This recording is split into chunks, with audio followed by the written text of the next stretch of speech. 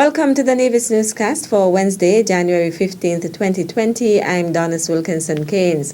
A two-member team from Jamaica is on Nevis to conduct an environmental impact assessment to begin the Fort Charles Reclamation and Protection Project.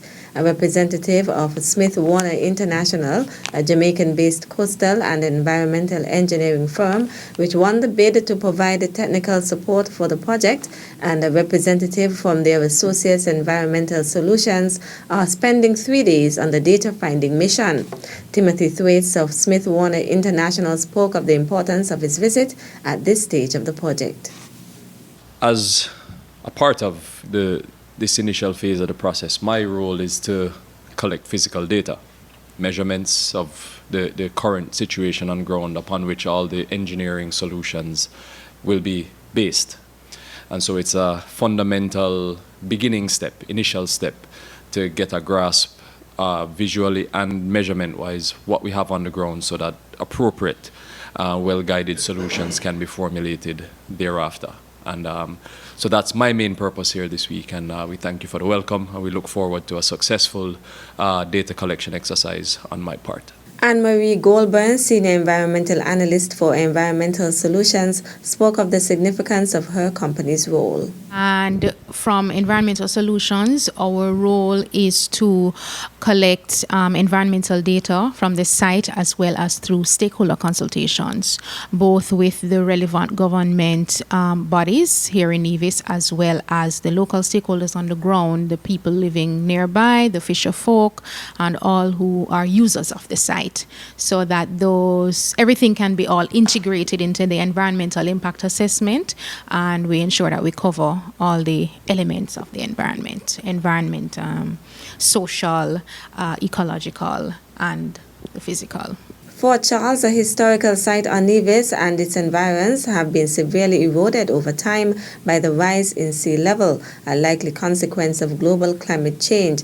The purpose of the intervention is to address the erosion of lands at Fort Charles Headland and prevent further loss of the archaeological site by seawater actions in 2 years. We did approach UNDP, and to our pleasant surprise, they responded very quickly.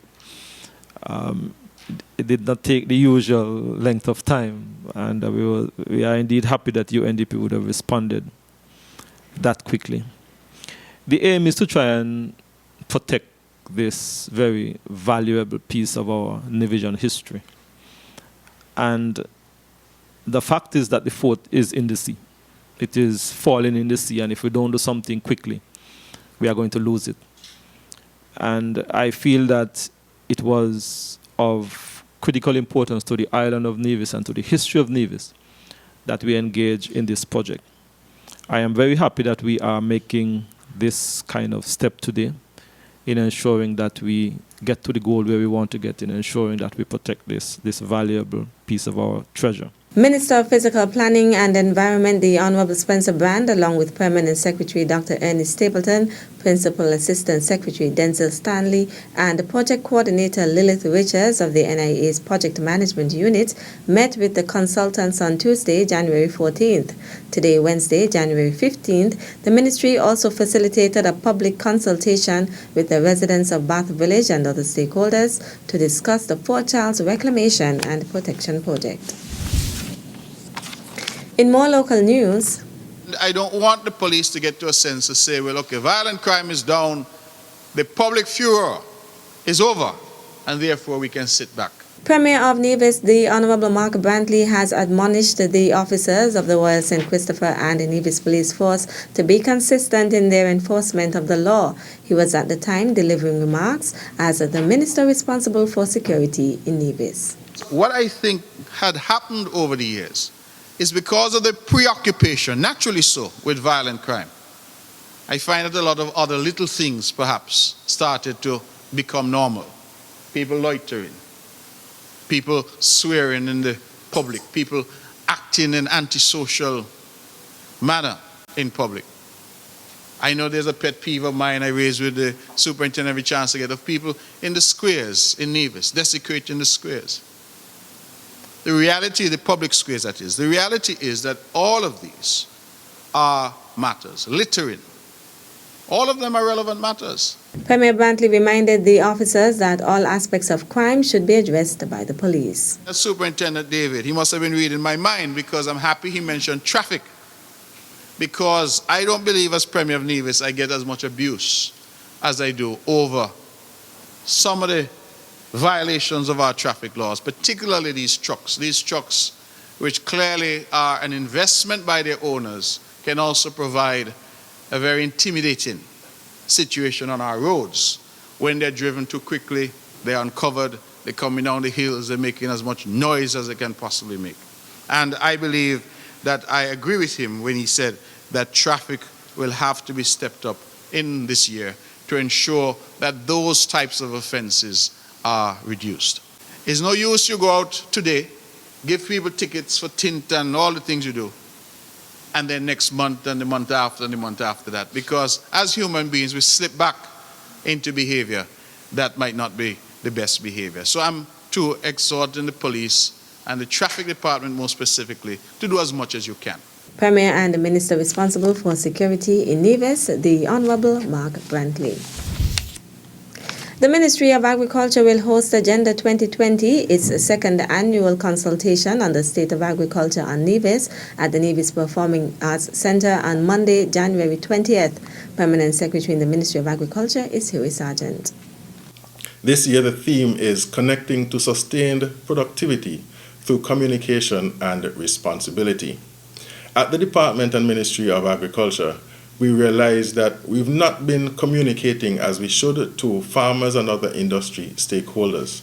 There has been an issue where I don't find that we have a shortage of knowledge or information. Connecting that information to our farmers and industry stakeholders would, we feel, enhance the productivity of agriculture here on the island. And that is the reason why we chose that specific theme. Sargent is inviting farmers and other stakeholders to the important event to share their views and opinions on agriculture on Nevis. He also highlighted what persons can expect from the exercise. We, of course, have an address by the Minister of Agriculture, the Honourable Alexis Jeffers, remarks by Premier of Nevis, the Honourable Mark Brantley, as well as presentations from the Director of Agriculture, Mr. Randy Elliott. We have presentations from the CARDI representative for the Federation. We have farmer perspectives and we have consumer perspectives. So we're hoping as well that this year the ceremony and the presentations are a little bit shorter than we had last year, so that we can have as many opinions and contributions from the floor as possible as we try to set the agenda for 2020. The consultation will run from 9 a.m. to noon. Still to come, you'll get a taste of what sports will be looking like this year. So come on out to the Mondo Track on Friday, 17th January. We'll give you the details after this break. At a loss as to what's going on in Nevis? Tune into NNC on NTV. Don't worry if you don't have cable either. NNC will bring the news to you wherever you are. Facebook and Facebook Live. YouTube and YouTube Live. NevisTVOnline.com. Roku app, NTV mobile app, Smart TV, Apple TV, and any other IPTV platforms. NNC.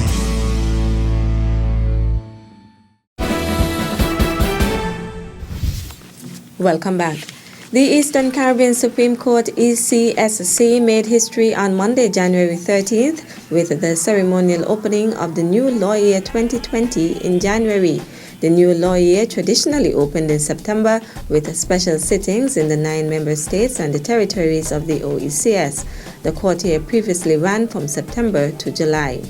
ECSC Chief Justice, Her Ladyship, the Honorable Dame Janice Pereira, said the court has broken with tradition out of practicality based on the increasing challenges of a changing climate.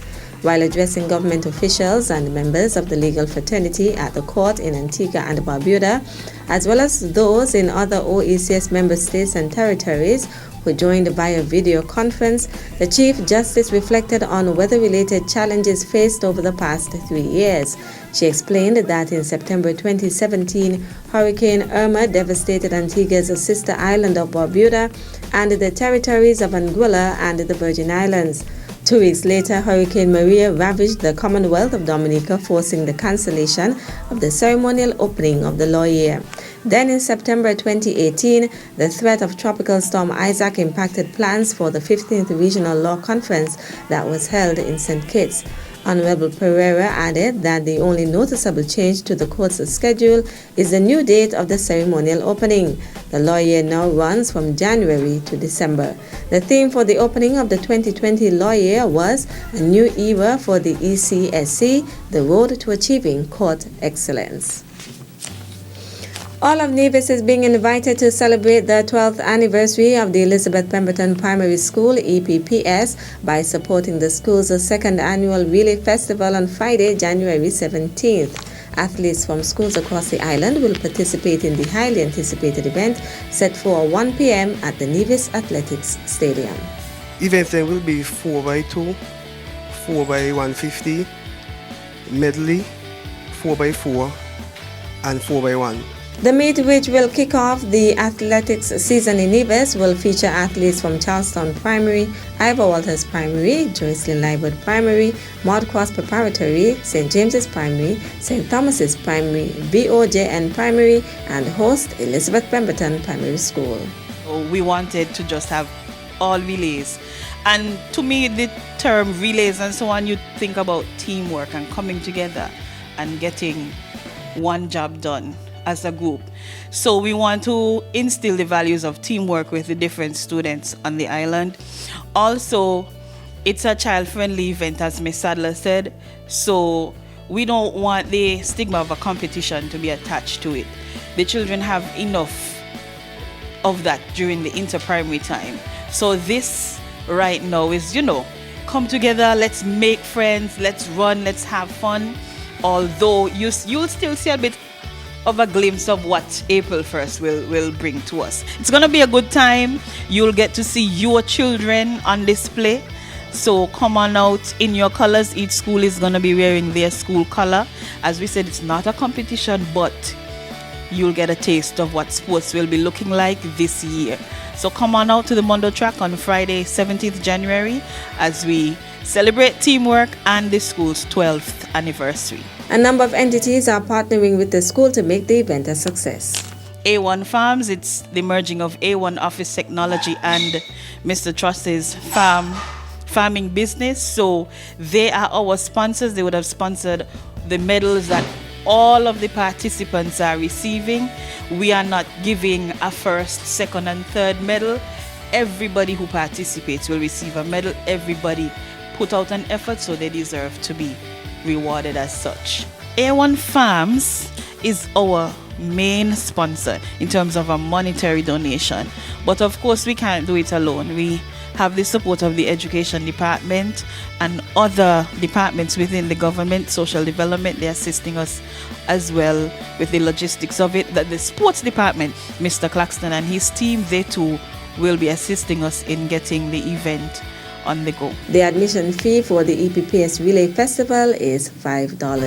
That's it for this edition of the Nevis Newscast. On behalf of all of us here at the Department of Information, thank you for viewing.